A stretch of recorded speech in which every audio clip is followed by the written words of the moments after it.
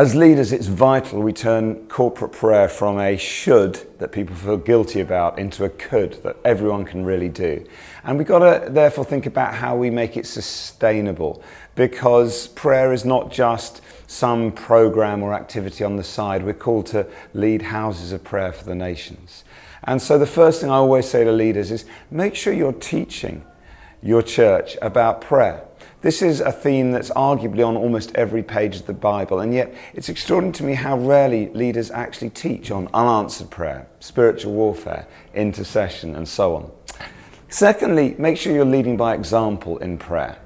I'm sure you do pray, and often we can hide that away. We actually need people to see our prayer lives. We need to talk about the fact that we pray. When there are prayer meetings, do try and go. It's much easier to teach leaders to lead in prayer than to teach intercessors to lead. So get along to the prayer meeting, lead by example. Thirdly, create variety and rhythms in prayer corporately.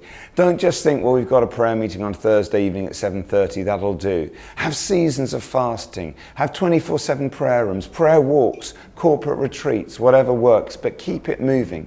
And finally, and I can't emphasize this enough, tell stories of answered prayer. That's the fuel for people's faith. And so whenever you experience an answered prayer, whenever you hear about someone having a prayer answered, make space for them to come up the front and share it, and that will inspire others to pray for themselves.